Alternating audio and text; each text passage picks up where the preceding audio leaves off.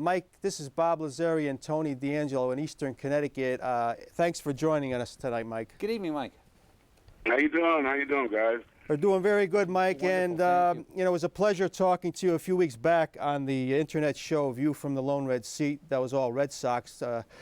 You know, and Mike, I got to tell you something. First of all, I just told the audience I lost my dad a year ago yesterday, and tonight's show we're dedicating to him. And you both share the same birthday, November 29th. So two things. Number one, you're in good company, and number two, I want you to just thank you for joining us on such a special evening tonight. No problem. God bless you. My condolences to your dad. Yeah. Thank you, Mike. First of all, a little background on Mike. Tony, we're very familiar with him. Originally from Cleveland, Ohio, drafted in the 14th round of the '69 amateur draft by the Houston Astros. Went on to play 14 Major League seasons from '73 to '87 with the Astros, Pirates, Phillies, Red Sox, Angels, Yankees. Played a little first base, mostly in the outfield, DH'd, hit a career-high 338 in 1980. As I told you, a 293 lifetime hitter, nicknamed the Hitman. Has done managing in the independent leagues, a major league hitting coach for the Brewers, Red Sox, Cardinals, and Dodgers, and the list goes on and on. And again, Mike, my first question, you know, you were born in Cleveland. This is what I normally ask most of my guests. Yes. Mike, your favorite teams and maybe your favorite players growing up? Actually, my dad bought me a book, two books. One from Bob Gibson, From Ghetto to Glory. I remember that. And another one, The Art of Hitting 400 with Ted Williams. Wow. So therefore, I got to say my heroes were Ted Williams and Mr. Bob Gibson. Not a bad duo, Tony. Huh? No. My goodness. And you know, Mike, I was looking back through your career and the stats, and it's really impressive. You played 14 seasons, but what really stuck out to me, you really didn't start playing regularly until you, after the championship season of '79. It was really 1980, and you were already 29 years old. And looking back, I said to myself, the teams that you played for those first 6 seasons, they must have been loaded with some tremendous hitters to keep you from able to break into these lineups. Was that the case? That was definitely the case. You know, with Houston, they had center field, they had Cesar Cedeno. Left field, they had Bob Watson. Right field, I believe it was Jose Cruz. Wow. And Willie Crawford. I mean, it was just, Jesus Alou was on the bench. It was almost impossible to break that lineup. So it was a tough road for me trying to, my first couple of years with the Astros. And speaking of those Astro teams, and we've talked about other former Astros on the show, Mike, about the Astrodome itself, how dark it looked on TV and cavernous and everything. What type of place was that to play in and hit in? Ball game in. Actually, I enjoyed hitting there. For some reason, I enjoyed domes. I like the, the dome in Montreal as well as the one in Houston. For some reason, I've seen the ball well. And just like you say, it was kind of dark and, like in a cave. But I saw the ball. The ball looked big to me there. And in the outfield, there wasn't that much space. It didn't seem like it. So I even caught the ball sometimes, So I kind of enjoyed the dome. For some reason, I enjoyed the dome. That's great to hear. And as we talk to Mike Easler on the phone, tonight's special guest, we'll be showing a collage of Mike on the TV screen as we speak. We have a bunch of different pictures, different baseball cards of him with the various teams he played for. Tony, question for Mike. And Mike, good evening. I watched you for many years, and it's just a pleasure to have you. I'm a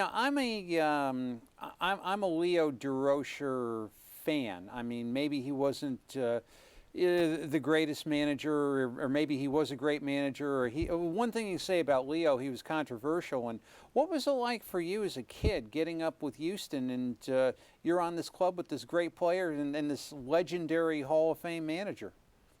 It was something. People don't realize it. But coming up, I had Leo Durocher. I had Harry the Hat Walker. Plus, I played under Preston Gomez also. These guys were legends. I mean, as far as I'm concerned, I was playing under managers that helped coach some of the greatest players that ever lived. Willie McCovey, Willie Mays, just a whole, they just coached guys that were just, so therefore just to be on the ball club and them acknowledging me that I could, you know, He at can least play. be at that level. Yeah. To me, you know, I was very honored to play for these guys. Yeah, and you know, that '79 season, Mike, it's magical here. So much fun to watch. Yeah, you hit a couple home runs. You only came to bat 54 times, but you hit 278. Pirates beat Cincy, Tony, 3 games to none. And then Baltimore, 4 games to 3 in that great World Series. Willie Stargell, at the time, Mike, an aging veteran, but he hits 5 home runs, 13 RBIs in the postseason. How good was he at such an advanced age at the time? Maybe you could share your recollection on that entire special season, topped off by Stargell's heroics. You know, Willie Stargell was a special player, you know, and I was so glad that, you know, when he was elected to the Hall of Fame, not only as a player, but as a leader of men, leader of a ball club. You know, he was the extra manager, the extra coach or whatever, and Willie just played the game right. You know, he played the game hard, he practiced hard, he had fun. You know, he understood the ups and downs of the game because he the one told me that, you know, the umpire says play ball, not work ball. So you go out there, play the game as a game. It's a game. You're gonna, you know, you're gonna fail at times. You're gonna strike out. You're gonna make errors. But just pick yourself up, learn from the experiences, and keep going forward. Willie Stargell. I mean, there's not a day that I'm involved in baseball that something he's told me or something about Willie doesn't affect the way I coach or teach somebody else. And even my grandson, you know, it's just Willie just has a, you know, permanent imprint on my, you know, on my life and in my baseball career. He sure seemed like that kind of special Yeah. guy, Tony, and put fear into me just watching him at his pre-batting. And Mike, how did he? I mean, like he used to like go right foot, left foot, right foot, left foot, and then into the pitch. Did he ever explain that? I never. I mean, it was amazing. You know, it was like, we call it like a windmill. You know, you go back and forth, That's back and what- forth, Yeah. flip that bat around, boy, I tell you. When he got it back in time, watch out pitcher, or watch out Exactly. infielder, or watch out fan in right field or left field. Because he hit the ball as hard as any human being I've ever seen. You know, they say Willie McCovey hit the ball hard. And, you know, certain guys, before I sat there and watched Willie for 5 years, Willie, and he was, you know, he was older then, so therefore he really wasn't so-called like in his heyday. But boy, when he hit the ball, it sounded like a sonic boom. The whole stadium cracked. I said, oh my yeah. God. I used to go up under Willie, you know, I used to sit next to him and say, Willie, how do you do that? What do you do? I don't know. I just swing the bat. I said, Willie, you got to tell me your secrets. I need to know these things. I used to worry him to death. So Willie loved me, and I love Willie, and I truly miss him. But boy, he hit the ball hard. Yeah, we used to watch the Met telecasts out here in Connecticut, Mike, and they would always point to a place in Three River Stadium. Yeah, he hit one up there. Well, he hit yeah. one there. Then they had seats marked up there. Well, I right? remember Shea Stadium. He put the ball through the top brass sign in the scoreboard. I mean, amazing. Yeah, that there's was so many places. You know, Montreal, I think they got something he hit up there in upper take in Montreal, and Dodger Stadium. They say he hit 2 in the parking lot. You know, I didn't see that one, but I could imagine because I knew how well he hit the ball. So, I mean, the man is just a great athlete. He was a very strong man from Oklahoma. Again, we're on the phone with former Major Leaguer Mike Easler tonight. He's been gracious enough to give us some time. And one more question before I give you back to Tony. Mike, Chuck Tanner, you played the majority of your career under him. And we always heard as civilians that Tanner was your so-called player's manager. Your memories of Chuck? Chuck Tanner was a super motivator of men, and he knew his athletes. He knew his players. He knew what made them tick. And they talk about they coach everybody the same way. No, Chuck had a unique way of coaching each individual player according to their personality and who they were, you know. And Chuck was just a great manager, you know. He did it, you know. I mean, I love playing for him. He gave me my first shot in the big leagues in '79. You know, as you say, I only played and only had 54 at bats and 2 pinch hits. And actually, he's the one that made my nickname stick, the Hitman. So I hit 2 pinch hitter home runs against the Mets. The second one I hit, remember guess what? that. You are a Hitman. And then the media picked it up, so he kind of helped that name to stick there. And Chuck was just a great guy, and he knew how to use his lineup tremendously. I was the pinch hitter. Matt Alexander was a pinch runner. Then he had defense replacements. Then he had certain guys that he put in against certain pitchers. I know you remember the situation where he pinch hit Steve McCosha was hitting against Tug McGraw, and he pinch hit John Milner in Philadelphia, and John Milner hit a grand slam. I mean, that's the kind of stuff Chuck Tanner did because he knew matchups, and he knew certain guys, their mentality, or how they deal in certain situations. Yeah, and that whole '79 season, Tony. I mean, between the tightness in the clubhouse and what Tanner did, Yeah. it was a true family. Question. And you know, Mike, I often think of Dave Parker, and I think about, actually the great player he was, and probably the fact that he might have even been a better player if not for maybe one or two or three things. Did he have a tough time in Pittsburgh? You know, Dave did, but Willie, I think, was his buffer. Willie kept him solid. Dave was a young superstar athlete in Pittsburgh. He would be called I call him the Muhammad Ali of baseball. Mm-hmm. And he talked, and he talked, and he said things to get him in trouble with the fans, but Dave played 110% every time he was on the field. He gave everything he had every day. He loved the game. He had a passion for the game. He knew how to play the game. And then he knew how to talk to, because he just, I don't know, maybe he had to do that to keep him pumped up or whatever like that. But I believe Dave Parker, I'm not sure of all his numbers, but he definitely could be considered for the Hall of Fame. Mm-hmm. That's how great Dave Parker was. Yeah, I remember just in his younger days, Mike, such a big guy, yes. 6'5", yes. Burly, could run, could kind of do it all. But, man, the line drives, Tony. Yeah. Oh, yeah. I think he won a couple of batting titles also, didn't he? I believe so. Yes. And but, yeah, just, man, was he a feared hitter. And I'm curious to ask Mike, if you don't mind.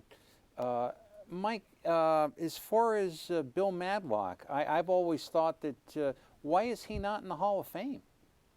Bill Madlock is a pretty good little player, wasn't he? I'm glad you mentioned that. He lives out here in Vegas, and I see him from off and on. And what did he win, 4 batting titles, something like that? I think it was 4. Yes. Yeah, I think he won 4 batting titles. This man you guys could all hit. He's talking about a feared hitter, a great hitter.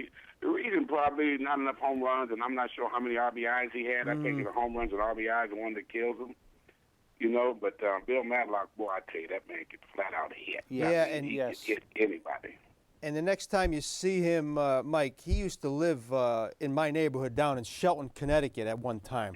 So you tell him about Shelton, Connecticut, and he'll smile, because I know he lived there for a while when he was playing back east. But let's fast forward. You find yourself, you hit 307 for Pittsburgh in '83, Mike, and you find yourself in Boston the next year. Now, was it disappointing to leave the Steel City at the time, or were you looking really forward to playing at Fenway Park?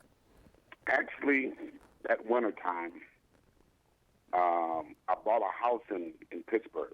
I had a 3-year contract, so I figured I was locked in. Yeah, right. And before I left, the season was over, I told Harding Peterson, I said, I done bought a house here in Pittsburgh. Don't be trading me now. He said, don't worry. We just signed a long-term deal. And I was the first one traded on the first day of the winter meetings. My boxes weren't even unpacked from the house I bought in Pittsburgh.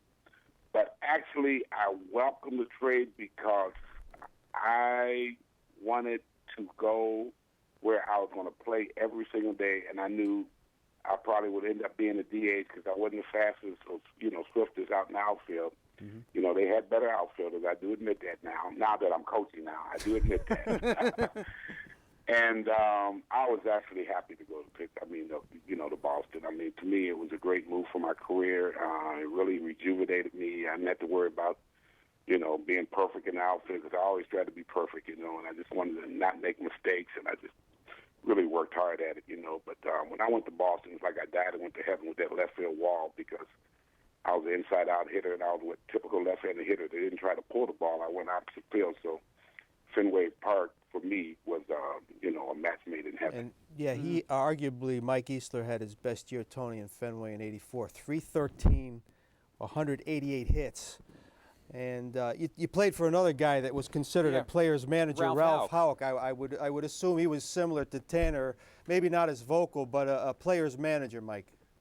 As a matter of fact, people ask me the manager I love best, and that was Ralph Houk. He was my favorite manager that I played for.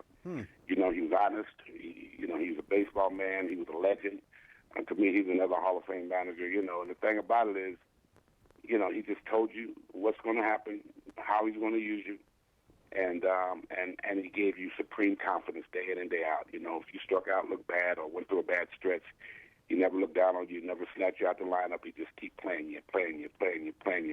And it was him that said that if a guy has a lifetime average of, say, 293, and he's struggling early in the year, by the end of the year, if he plays every day, he's going to hit 10 points either way in either direction, close to his, lifetime batting average. And he was right. You know, I mean, so many guys struggled early. Dwight Evans struggled, start off, kind of struggling. I started off struggling. But, boy, we got it together. Once we got our timing on, and, they were talking about Pujols. When he was struggling early, I said, hey, trust me, don't worry about it. Pujols will be all right. Just a matter of time. Yeah. Because the cream, you hear the saying all the time, the cream will come to the top. And that's what Ralph Houk used to instill in all his players. And I truly enjoyed playing for Ralph Houk. That's for sure. Absolutely. Nice. On the phone. The Major, right? The Major. That's what they call him. The Major. That's his nickname, the Major. Yeah, I remember him picking the pebbles up near the dugout when he was the Tigers manager all the time. He'd shake them like peanuts, and he'd. Yeah, he was good. He was very intense, And when he spoke, trust me, everybody listened. Wow. That's impressive. Again, we're on the phone. We're having a blast talking to Mike Easler, former major leaguer. Tony, question? And Mike, you ended up at one point in Japan, and that had to be a cultural experience to say the least. Can you tell us what it's like being a major leaguer in Japan? It's funny. I was with the Yankees. I was in spring training, and I was kind of at the end of my road. And I got released by the Yankees in '87, I believe, or '88. Think it was, yeah, '88 in spring training. Matter of fact, Billy Martin was the manager. I never really got a chance to play for Billy. And Billy was very gracious to me. He said, Mike, it's just, we just have too many players now. And, you're at the end of your career. And he was very nice to me. So I've never seen that controversial side of Billy Martin. But as a matter of fact, I went over to Oklahoma City. I played about 3 or 4 games, about a week with Oklahoma City, the Texas Rangers organization. And I got a call from my agent, said, you want to go to Japan? I said, you talk all right, I want to go to Japan. I mean, because I knew I was at the end, I was like 37 years old, something like that. It was time to, but I could prolong my, I felt I could play another 2 to 3 years at the time. So I think I had about 3 or 4 games with Oklahoma City. I did all right. And, I was in Japan. And that was a great, great experience at the time. That first year there was just tremendous. I just really enjoyed it. I had a Hawaiian batting coach. His name was Wale Yonamini. Yeah, he was the first Gaijin or first American or American-born coach or player in Japan after World War, I think. And Wale was my coach, and the third baseman used to play for the Tokyo Giants was the manager. I really can't think of his name. I mean, it was just a great combination with me, and I ended up hitting I hit like 304, with 19 home runs or something like that in 99 games. I just had a blast. It was fun. I mean, I was at the stage of my career. I knew what I could do. I knew what my limitations were. I just went out there and swung the bat like no tomorrow, and I really enjoyed Japan my first year. My wife was with me and my family, and we really enjoyed the culture there. Nice. Yeah, and again, Mike is one of those few players that we talked about, Tony, who played with both the Red Sox and the Yankees, and very few people realize the '86 Yankees. Mike, 78 ribbies, 302 average, Tony. That was in the old Yankee Stadium. You and I visited the new one with the wind tunnel going out in right field. Right, yeah. Mike would have probably... Mike did not have the advantage of that. Did you? I was going to just say, Mike, the old Yankee Stadium when you played there, did you? That's known for the right field porch and everything. Did you change your style of hitting, or you probably did the same thing because you hit 302? You were probably still going the other way. I started off trying to pull. I did start off trying to use that short porch, and I was just a mess. I mean, my back half of my body was collapsing, and I was coming around the ball. I mean, if you really watch, what's the first baseman name over there? Teixeira. Yeah, Teixeira. Yeah. How great a hitter he is. When he's in the streak, he's pulling the ball, hitting the ball out the stadium. But when he goes bad, he's collapsing his backside and coming around the ball. And that's what I was doing when I was in Yankee Stadium. Finally, I said, forget this, man. I got to go back to my old swing, staying in the middle of the field, gap to gap. And I think I'm strong enough to even hit it out of left field. I didn't care how deep it was. It was like 390 in the gaps or something like that. So once I went back to my normal swing, I started getting my base hits and just hitting line drives and taking my doubles. I didn't care about home runs. I think I hit like 14 home runs with the Yankees or something like that. Yes, 78 ribbies, 14 homers, but yeah, 302. You're hitting the doubles, Mike, and that spacious yard, I guess you had to use it. Exactly, and that's what I just said, man. I just don't hit this baseball. I'm not going to try to pull. I'm not going to try to go deep. I mean, this is not me anyway. And I played with Don Natalie, Dave Winfield, Ricky Henderson. You know, I didn't have to be a star. I just had to fill in and just hit my 30 doubles or whatever, and hit my 300 and go about my business. And I must tell our viewers, Tony, you had mentioned it to me doing our research the other day that Mike is the brother-in-law of Cliff Johnson. Yes. I could only imagine that came about when you were teammates in Houston, Mike. You know, it's funny. Cliff was in AAA ball, double and AAA ball when I first signed with the Astros, and I was in A ball. I just signed, and then I met his sister, you know, at a baseball game in Oklahoma City, actually, and you know, just. You know, I just fell in love. I didn't care if it was Cliff's sister or not. So a year later, something like that, I show up in San Antonio. He said, actually, that wintertime, I showed up in San Antonio. I met her in 1970, I believe, 70. And he said, what you doing here? I said, man, I don't know. I'm from Cleveland. He's from San Antonio, Texas. And matter of fact, we've been married 40 years. Me and my wife Wow, still God together, bless you. and we're here. We got three kids, 8 grandchildren, and you know, we're still married. And Cliff Johnson was my brother-in-law, and I'll tell you one thing: that boy can hit. Mm-hmm. No, I'm talking about for real hit. I didn't. I used to watch him hit. I said, I wonder how the hell he does it.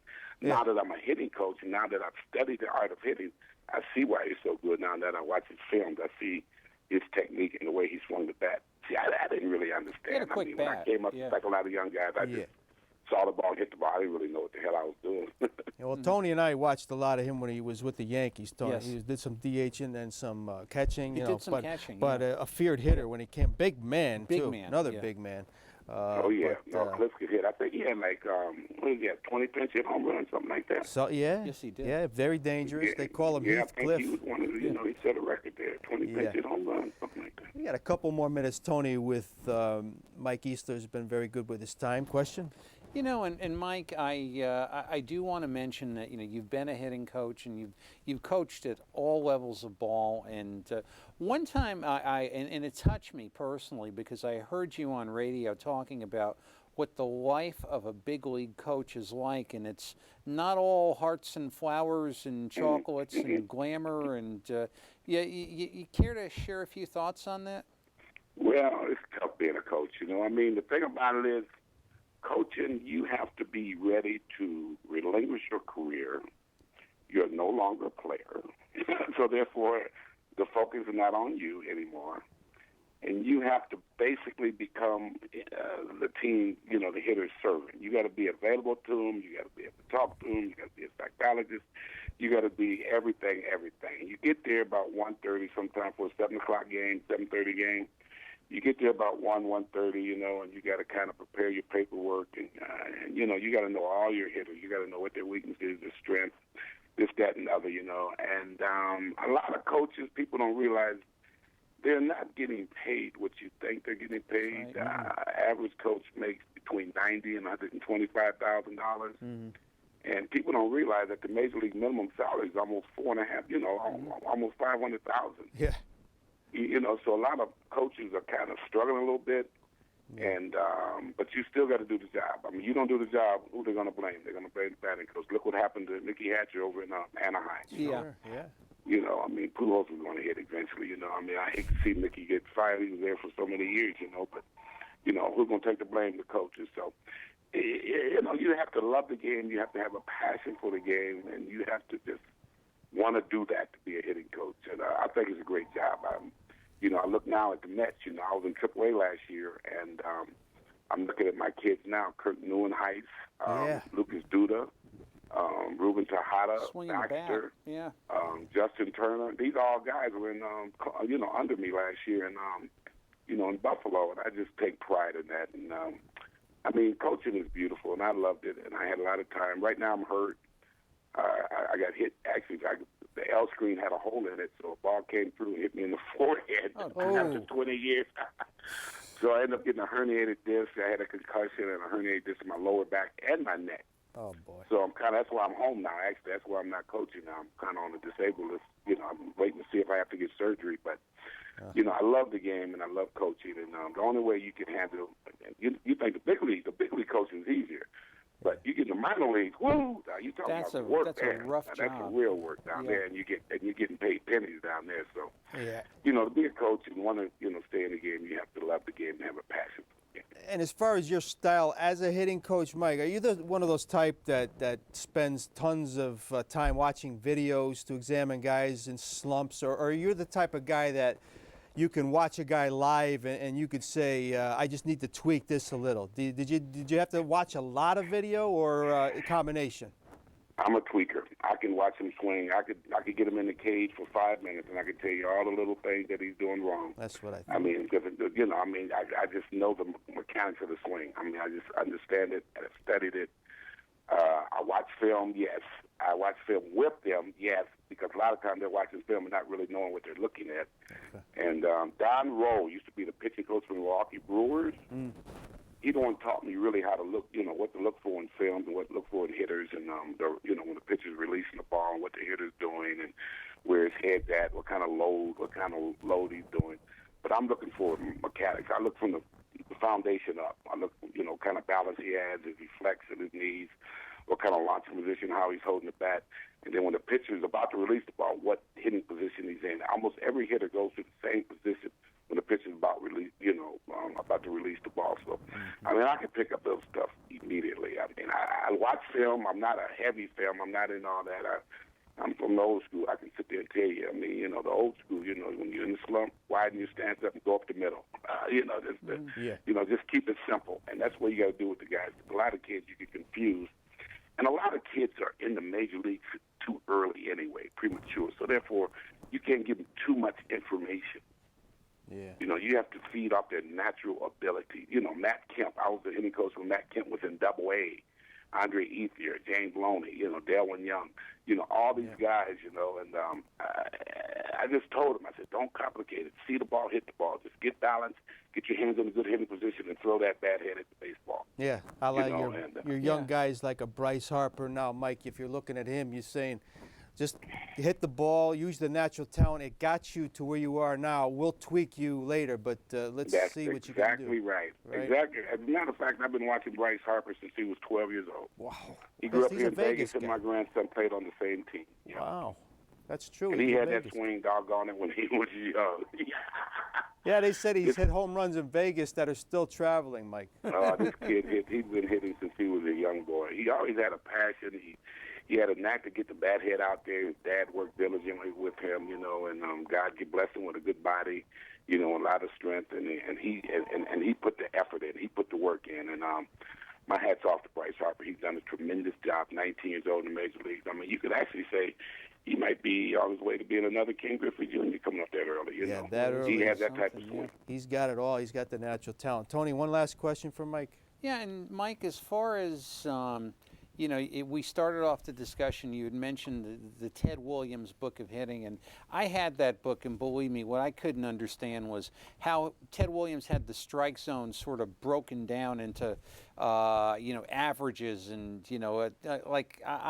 to me, it seemed like the book was written for Ted. I mean, do you take things from that book in teaching these kids, or it sounds like your theories of hitting are a lot more simple and direct? Well, the zones that he's talking about, what I call those zones are the happy zones. And then you got ugly zones.